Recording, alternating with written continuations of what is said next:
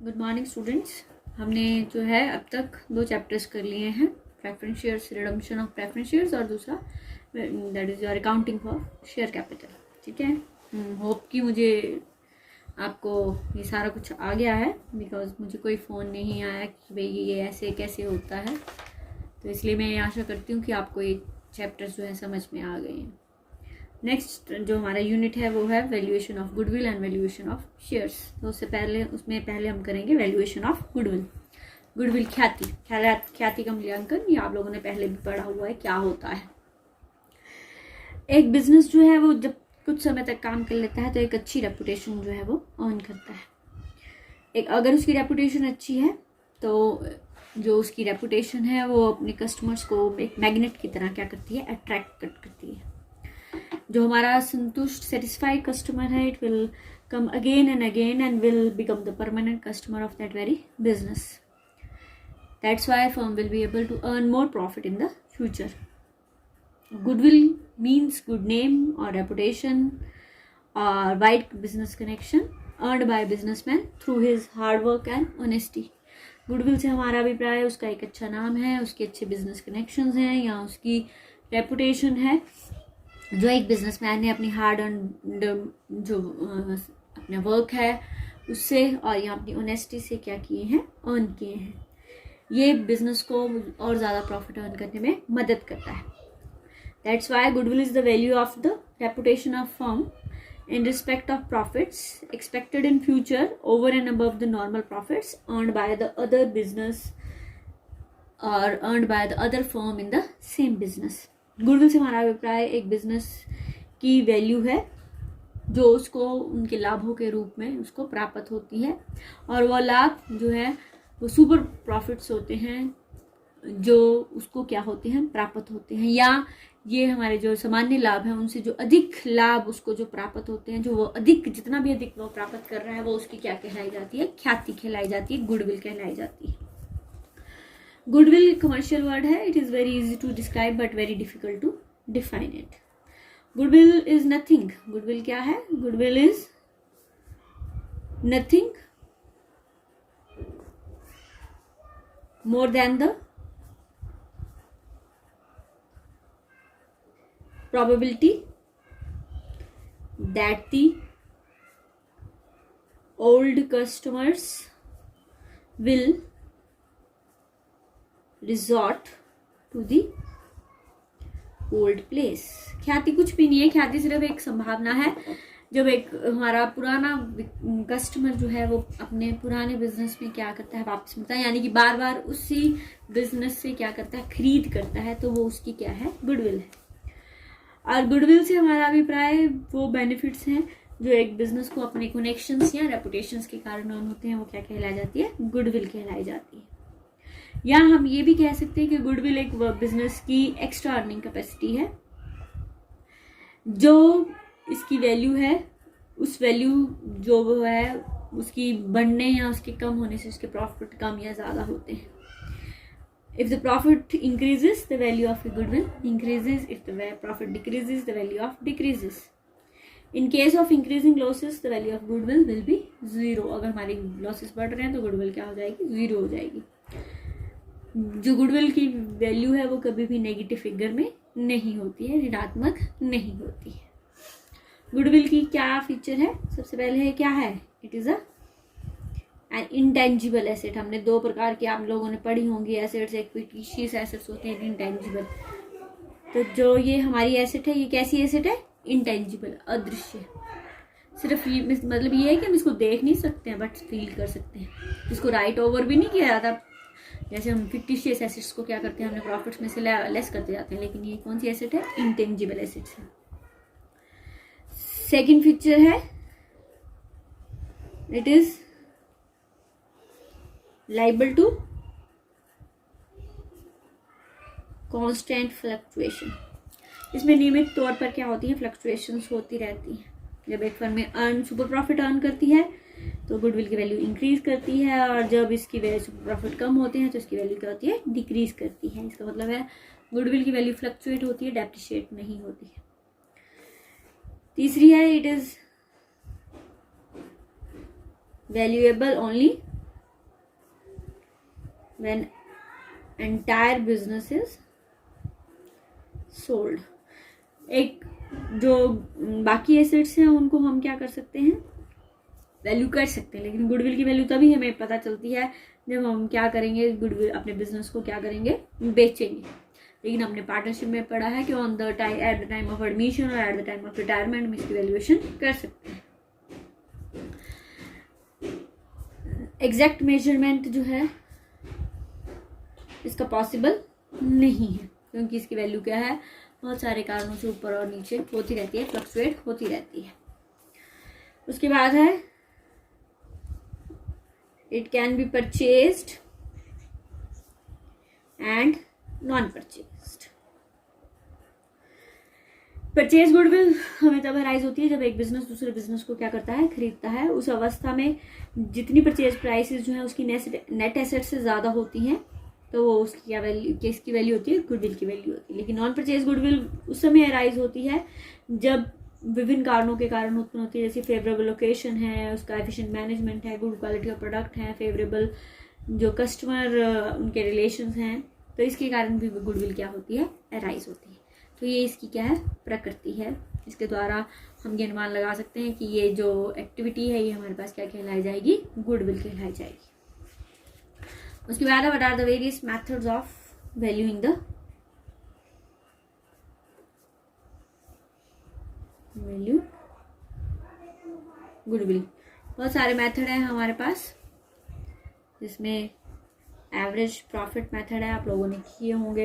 Average profit में हमारे पास एक सिंपल एवरेज है और दूसरा वेटेड एवरेज। सेकंड मेथड है हमारे पास super profit method. Third method है हमारे पास कैपिटलाइजेशन मेथड।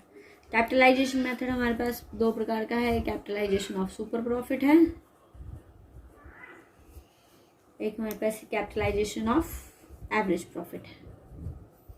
ये जो मेन मेथड है इनको हम क्या करेंगे, स्टडी करेंगे किस तरह से हम गुडविल की वैल्यू करते हैं।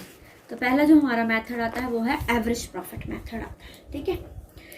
एवरेज प्रॉफिट मेथड की जो हमारी फार्मूला होता है, 2 स्टेप में हम इसको कैलकुलेट करते हैं।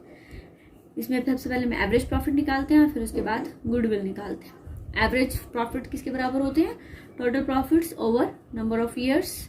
और गुडविल की वैल्यू कैसे निकालते हैं, जो हमारे एवरेज प्रॉफिट है उसको नंबर ऑफ ईयर परचेज के साथ मल्टीप्लाई करते हैं। अब आप बोलोगे नंबर ऑफ ईयर परचेज क्या होता है। नंबर ऑफ ईयर परचेज जो है, हम एवरेज प्रॉफिट को नंबर ऑफ ईयर परचेज के साथ क्यों मल्टीप्लाई करते हैं। इसका रीज़न है कि जब एक बिजनेस दूसरे बिजनेस को खरीदता है, तो जो हमारा बायर है उसको वो जो प्रॉफिट्स मिलेंगे वो किसकी वजह से मिलेंगे, वो सेलर की एफर्ट्स की वजह में से मिलेंगे, सेलर की रेपुटेशन की वजह से मिलेंगे। इसलिए बायर जो है वो सेलर को क्या करना चाहता है, कॉम्पनसेट करना चाहता है। इसलिए उस अवस्था में जो हमारे एवरेज प्रॉफिट होते हैं उसको हम नंबर ऑफ ईयर परचेज के साथ मल्टीप्लाई करके गुडविल की वैल्यू निकालते हैं। तो गुडविल की वैल्यू निकालने के लिए नंबर ऑफ ईयर परचेज का मतलब है हमें उसको कंपनसेट करने के लिए किस तत्व के साथ जो है गुना करेंगे, तो वो हमारा तत्व क्या है, नंबर ऑफ ईयर परचेज है। जब हम एक्चुअल एवरेज प्रॉफिट निकालेंगे उसके लिए भी हमें कुछ पॉइंट्स जो है वो कंसीडर करने हैं। वो पॉइंट्स क्या हैं, सबसे पहले है हमारे पास एबनॉर्मल लॉस, असामान्य लाभ। असामान्य लाभ क्या होते हैं, जो हमारे पास जैसे किसी दुर्घटना के कारण हमें हो रहा है, या आग लगने के कारण हो रहा है, चोरी लगने के कारण हो रहा है, तो ये किसी एक वर्ष में हुआ होगा, हर साल तो नहीं होते। इसलिए हम अपने नॉर्मल प्रॉफिट्स पर पहुंचने के लिए इसको हम क्या कर लेते हैं, दोबारा से ऐड बैक कर लेते हैं, ठीक है। It will be added back. इस तरह से एबनॉर्मल लॉस गेन है हमारे पास। एबनॉर्मल गेन भी वो होता है जैसे स्पेकुलेशन होगी, लॉटरी होगी, फिक्स एसेट को सोल्व किया तो ये प्रॉफिट में क्या किए गए होंगे, ऐड किए गए होंगे, तो इसको हम क्या कर देंगे, लेस कर देंगे, क्योंकि हर साल तो ना होता है एबनॉर्मल गेन। उसी तरह से ये बहुत इंपॉर्टेंट पॉइंट है इनकम फ्रॉम इन्वेस्टमेंट। जो इनकम फ्रॉम इन्वेस्टमेंट है वो हमारे बिजनेस की रेगुलर एक्टिविटी से नहीं होती है, ये हमने बिजनेस से बाहर की एक्टिविटीज से हमें जो है इनकम हो रही है। इसलिए ये भी क्या करेंगे, हम इसको अपने प्रॉफिट्स में से माइनस करेंगे, क्योंकि ये हमारे बिजनेस की मेन एक्टिविटी से रिलेटेड नहीं है। इसलिए इसको भी क्या करेंगे, डिडक्ट करेंगे। फिर आती है हमारे पास non operating income. Non operating income वो इनकम होती है जो हमारी बिजनेस की एक्टिविटी के साथ रिलेटेड नहीं है। जैसे हमने प्रॉपर्टी दी है, उसको रेंट, उस पर रेंट मिल रहा है, तो ये भी हम क्या करेंगे, डिडक्ट करेंगे अपने प्रॉफिट्स में से, जो एक्चुअल प्रॉफिट्स है उसको प्राप्त करने के लिए। अब इन सभी चीज़ों को प्लस माइनस करने के बाद हम कुछ एडजस्टमेंट भी करेंगे जो हमें मेंटेनेबल प्रॉफिट्स हैं हमारे पास। तो उस मेंटेनेबल प्रॉफिट्स के लिए हम ये निम्नलिखित एडजस्टमेंट करते हैं। सबसे पहले एक्सपेंसेस दैट विल नॉट इनकर इन फ्यूचर। हमारे कुछ खर्चे कई बार ऐसे होते हैं जो बिजनेस में आगे फ्यूचर में इनकर नहीं किए जाएंगे, तो उसको हम क्या कर देंगे, ऐड करेंगे। उसके बाद expenses that will occur in future. कुछ खर्चे ऐसे हैं जो फ्यूचर में अक्कर होंगे, तो उसको हम क्या कर देंगे, लेस करेंगे, क्योंकि फ्यूचर में होने वाले हैं उन प्रॉफिट्स में से। उसके बाद है income that will arise in future. कुछ ऐसी इनकम है जो हमें बिजनेस में मिलने वाली है लेकिन अभी हमने ऐड नहीं की है, तो ये क्या करेंगे, हम इनको ऐड करेंगे। इसी तरह से कुछ इनकम हमारी ऐसी है, इनकम दैट विल नॉट, कुछ इनकम ऐसी है जो बिजनेस में हमारे पास अराइज नहीं होगी, तो ये क्या करेंगे, लेस करेंगे। ठीक है।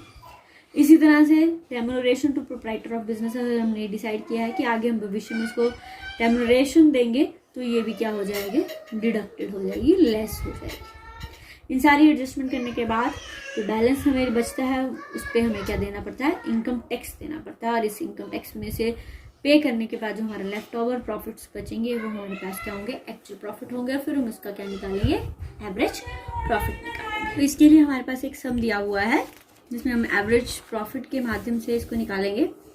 सब में बोला है हमारे पास प्रॉफिट दिए हुए हैं 3 सालों के। 2014-15 में जो है इट विल बी 4 लाख। 15-16 का जो प्रॉफिट है वो है हमारे पास 5 लाख। 16-17 का जो प्रॉफिट है वो है हमारे पास 3,90,000। जो हमारे पास पहला जो प्रॉफिट है 2014-15 का, जिसमें 4 लाख रुपया है, इसके अंतर्गत इसमें एक एबनॉर्मल गेन जो है इंक्लूडेड है 50,000 का। 15-16 में जो प्रॉफिट है उसमें एबनॉर्मल लॉस है 16-17 में 3,90,000 का। इसमें 50,000 रुपया जो है एक्सक्लूडेड है insurance premium of firm property. ठीक है।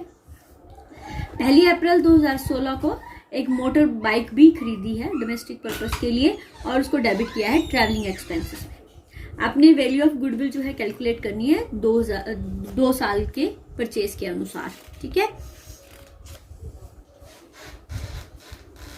कैलकुलेशन ऑफ एक्चुअल प्रॉफिट्स, जो हमने प्रॉफिट्स इसमें जो हमारे पास एक्चुअल आएंगे उनको हमने कैलकुलेट करना है। जो प्रॉफिट फॉर 2014 है वो कितना है हमारे पास, 4 लाख के है। पता है इसमें अब नॉर्मल गेन इंक्लूडेड है। अब नॉर्मल गेन के लिए मैंने आपको क्या बोला है कि इसको हमने क्या करना है, क्योंकि वो 1 साल हुआ है, हर साल तो नहीं हुआ है ना, तो इसलिए इसको क्या करेंगे, लेस करेंगे। तो कितना आया, 3,50,000। 15-16 में प्रॉफिट था हमारे पास 5 लाख। अब इसमें अब नॉर्मल लॉस क्या है, डिडक्ट किया हुआ है, लेकिन अब नॉर्मल लॉस भी वही चीज है कि बार बार थोड़ा ना होगा, वो तो जिस साल होगा उसी साल से डिडक्ट होगा, इसलिए ऐड बैक करेंगे। तो इस साल का प्रॉफिट कितना बन जाएगा, 6 लाख।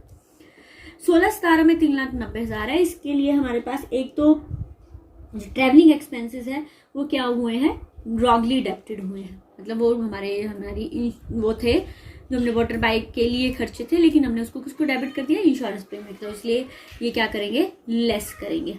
ठीक है, नहीं ऐड करेंगे 60,000 के। और दूसरा है जो हमने इंश्योरेंस प्रीमियम देना है वो 50,000 इसमें से क्या कर देंगे, डिडक्ट करेंगे। तो इस साल का प्रॉफिट आया 4 लाख। तो हमारे पास जो इस साल के प्रॉफिट आया वो आए 13,50,000। बाकी इसमें कोई एडजस्टमेंट नहीं दी हुई है कि भाई कोई फ्यूचर में प्रॉफिट होगा या नहीं होगा, इनकम होगी या नहीं होगी, इस प्रकार की एडजस्टमेंट नहीं दी है। तो इसलिए हम क्या निकालेंगे, एवरेज प्रॉफिट निकालेंगे। 13,50,000 कितने साल का प्रॉफिट है, 3, तो ये टोटल आया 4,50,000 का। वैल्यू ऑफ गुडविल जो है 2 साल की परचेज निकालनी है, तो 4,50,000 इंटू 2 कितने रुपीज आए, 9 लाख रुपए आए। तो सबसे पहले आपने जो इस न्यूमेरिकल में देखना है वो एवरेज प्रॉफिट निकालना है। लेकिन एवरेज प्रॉफिट निकालने के लिए पहले जो उस प्रॉफिट्स में हमने क्या करनी है, एडजस्टमेंट करनी है, नॉर्मल प्रॉफिट्स की, एबनॉर्मल प्रॉफिट की, एबनॉर्मल गेन की, इस प्रकार की एडजस्टमेंट आपने देखना है। सिमिलरली आपको एडजस्टमेंट में ये भी हो सकता है, मान लो दिया है कि हमने जो था वो हमारी जो ड्राइंग्स थी वो वो हमने रॉन्गली डेबिट कर दिया प्रॉफिट एंड लॉस में, तो आपको पता है ड्राइंग्स तो माइनस नहीं होती, वो कैपिटल में जाती है, तो फिर से क्या हो जाएगी, वो ऐड हो जाएगी। इसी तरह से हमने जो है किसी ने जो प्रोपराइटर है उसका इंश्योरेंस दिया है, वो भी लेस हुआ है, तो वो भी क्या होगा, ऐड होगा। तो जो आपने एडजस्टमेंट फाइनल अकाउंट्स में की है उसकी एडजस्टमेंट को भी देखना, अगर कोई है तो उसको प्लस माइनस करके आपने क्या लाने हैं, एक्चुअल प्रॉफिट्स लाने हैं। ठीक है, तो ये हमने जो है एक सिंपल सम किया कि किस प्रकार से जो है हम ये कर सकते हैं। उसके बाद भी हमारे पास एक सम मैं आपको और करवा देती हूँ इससे रिलेटेड। हमारा 14-15 में प्रॉफिट है 40,000, 15-16 का है 66,000 और 16-17 का है 60,000। कहता है कि जब भी आपने गुडविल को कंसीडर करना है तो इसके लिए आपने निम्नलिखित एडजस्टमेंट करो। देखो, कहता है 15-16 में हमारे एक प्रॉफिट में क्या जुड़ा हुआ है, स्पेकुलेटिव प्रॉफिट जुड़ा है 5,000। 16-17 में हमारा जो एक प्रॉफिट है वो 4,000 से कम हुआ है, हमें थेफ्ट हुई थी, चोरी हुई थी उससे, ये यानी कि अब नॉर्मल लॉस है आपका। Properties were not insured, it was thought कि हमें आगे भविष्य में क्या करना है, इंश्योरेंस प्रीमियम देना है, इंश्योरेंस प्रीमियम देना है 500 रुपया पर एनम है। ठीक है, ये नेक्स्ट एडजस्टमेंट। हमने जब बिजनेस खरीदा था तो हमने एक व्यक्ति एम्प्लॉय किया था और वो कितनी सैलरी पे कर रहा था, उसको हम कितनी सैलरी पे कर रहे थे, 2,000 per month. He intends to replace the manager of the business who at present is getting rupees 1,200 per month। ठीक है, तो 2,000 वाले को हमने रिड्यूस करना है और 1,200 वाले को हमने क्या करना है, पे करना है। 2,000 नहीं देनी है, हमने सैलरी 1,200 देनी है। पहले हम क्या निकालेंगे, एक्चुअल एवरेज प्रॉफिट निकालेंगे।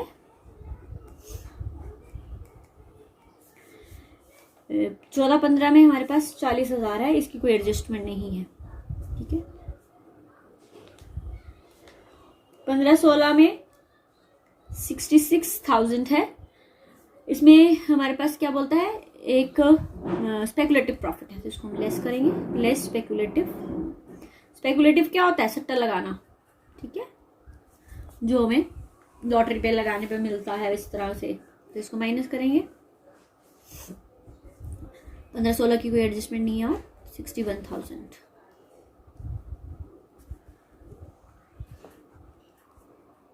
प्रॉफिट 16-17 का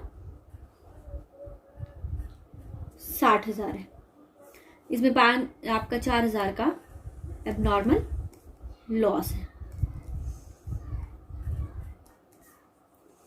एबनॉर्मल लॉस है तो ये क्या होगा, ऐड होगा। ठीक है, इट विल बी 64,000। अब इसको ऐड करो, ये हमारे पास आया 1,65,000। ठीक है, ये तो हमारे क्या आगे सिंपल एवरेज प्रॉफिट आए। Simple average profit, total profit over number of years, 1,65,000 divided by 3, ये आया आपके पास 55,000। अब इन प्रॉफिट में हमने क्या करना है, जो एक्सपेंसेस हमने पे करने हैं, जो एक्सपेंसेस पे नहीं करनी, उनकी एडजस्टमेंट करनी है। Less expenses to be paid in future.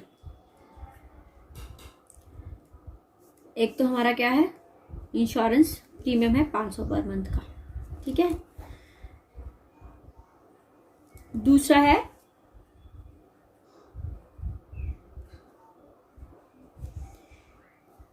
Salary of manager.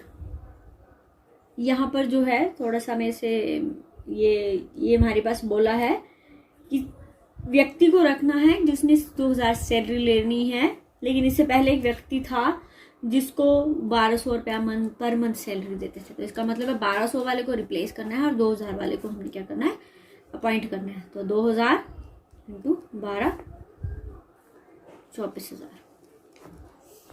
ये हमारे पास टोटल प्रॉफिट आए 30,500। उसके बाद add expenses not to be paid in future. Salary जो हमने नहीं देनी है 1200 इंटू 12 14,400। जो एक्चुअल मेंटेनेबल प्रॉफिट है वो हमारे पास आया, एक्चुअल मेंटेनेबल प्रॉफिट आए हमारे पास 44,900। अब नेक्स्ट में हम क्या करेंगे, value of goodwill equals to simple average profit multiply by number of years purchase. ये है हमारे पास 44,900 मल्टीप्लाई बाय 2, यह है हमारे पास ₹89,800। तो गुडविल की वैल्यू कितनी हुई, 89,800। तो मैंने आपको पहला मेथड कराया है सिंपल एवरेज मेथड। तो आपने इससे रिलेटेड न्यूमेरिकल्स करने हैं, और अगर कोई क्वेरी होगी तो आप मुझे कॉल करके पूछ लेना। उसके बाद नेक्स्ट करेंगे weighted average as well as super